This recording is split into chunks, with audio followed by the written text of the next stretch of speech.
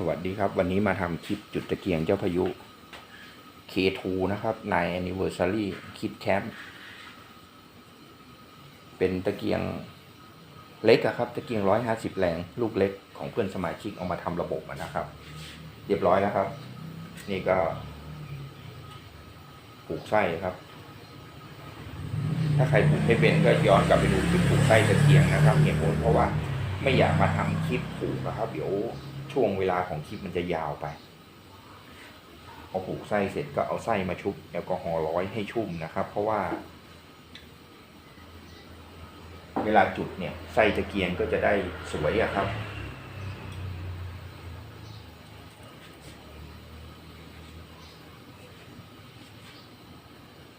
แล้วก็อย่าลืมเอาสูบไปชุบแอลกอฮอล์100นะครับเพื่อที่จะได้กินลมดีๆอันนี้ก็จุดได้เลยครับ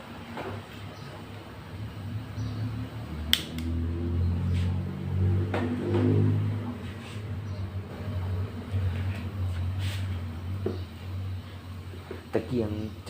จ้าพายุ K2 นะครับเป็นตะเกียงขนาดเล็กแล้วก็ถ้วยแอลกอฮอล์ถ้วยที่ใส่แอลกอฮอล์เพื่อเผาหลักเนี่ยครับมันเล็กมากเลยครับเราก็จะต้องเผามันหลายๆถ้วยนะครับไม่ต้องรีบครับเหตุผลเพราะว่าตะเกียงเจ้าพายุคือหลักมันต้องร้อนนะครับเนี่ย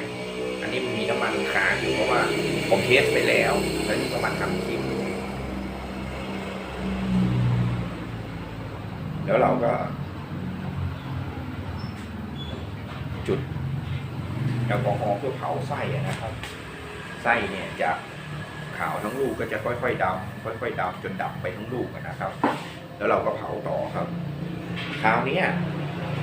ไส้ที่ดำครับมันก็จะค่อยๆขาวค่อยๆขาวจนขาวไปทั้งลูกนะครับแต่ข้อเสียของตะเกียงเล็กพวกนี้ก็คือว่าถ้วยแอลกอฮอล์ครับมันเล็กไปมันเล็กมาก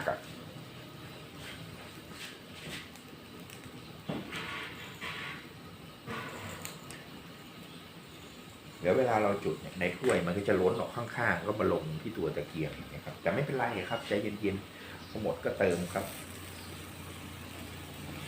คือเผาไปจนกว่าหลักมันจะร้อนนะครับไม่ต้องรีบครับแล้วก็ตะเกียง K2 เนี่ยมีปัญหามากในตอนจุดแต่จริงๆแล้วเนี่ยถ้าจุดได้ถูกวิธีก็ไม่มีปัญหาอะไรหรอกครับคือหลักมันต้องร้อนนะครับต้องร้อนเลย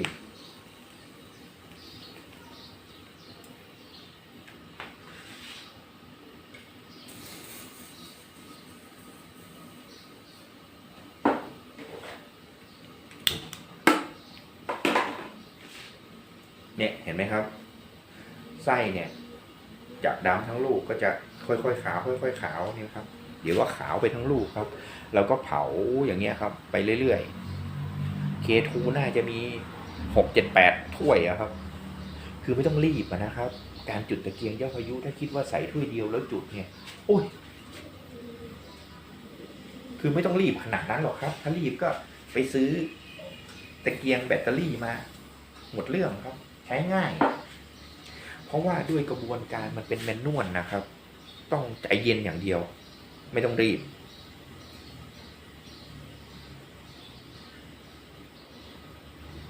อ๋อGTS ลืมปล่อยลม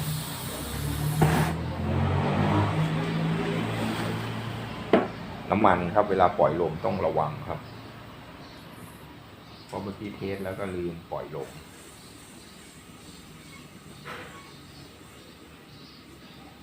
เพราะว่าจริงๆเนี่ยเวลาเราจุดตะเกียงเนี่ยเราจะไม่ปั๊มลมรอนะครับ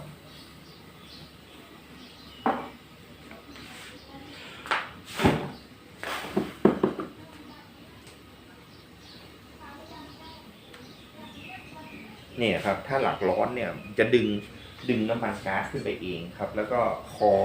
คอที่ฝักหัวพ่นไฟก็จะเหมือนว่าไส้มันติดเองแล้วครับนั่นคือมันร้อนแล้วครับนี่แหละครับการใช้ตะเกียงลูกเล็กเนี่ยนี่คือวิธีดูง่ายๆแล้วเสร็จปุ๊บเนี่ยพอเราเห็นเป็นอย่างเงี้ยเราก็ปั๊มลมเลยครับ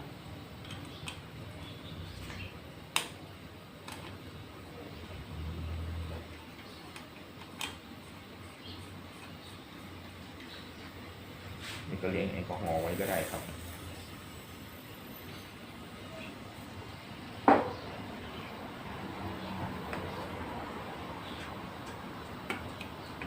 เกจมันค้าง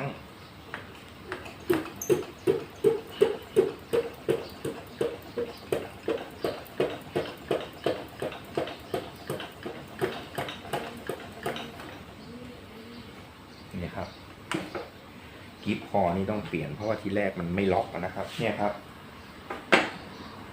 นี่นะครับแป้นบิดชี้ขึ้นเข็มขึ้นอยู่ในตำแหน่ง12 นาฬิกานะครับแล้วเราก็จะหมุนขวามา90 องศาที่ตำแหน่ง3 นาฬิกาเสียงลมจะเดินไส้ตะเกียงจะติดเลยครับเปิดนะครับนี่ครับติดแล้วครับเห็นไหมครับลูกไฟกลมเต็มลูกออกลืมกดถอดครับนี่ครับพ่นไฟใช้งานปกตินะครับเนี่ยครับแต่เพียงแต่ว่าถ้าเราเปิดพ่นไฟเนี่ยเราต้องปั๊มลมเพิ่มนะครับเพราะว่าตะเกียงลูกเล็กเก็บลมได้ไม่เยอะ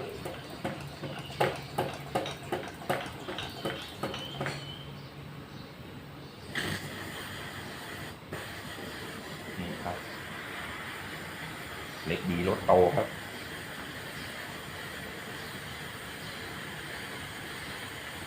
เห็นไหมครับนี่ครับแต่ว่าเกจเนี่ยเข็มค้างแล้วครับแต่ว่าด้วยตัวตะเกียงเนี่ยจุดใช้งานได้สมบูรณ์ครับทำงานได้ปกติ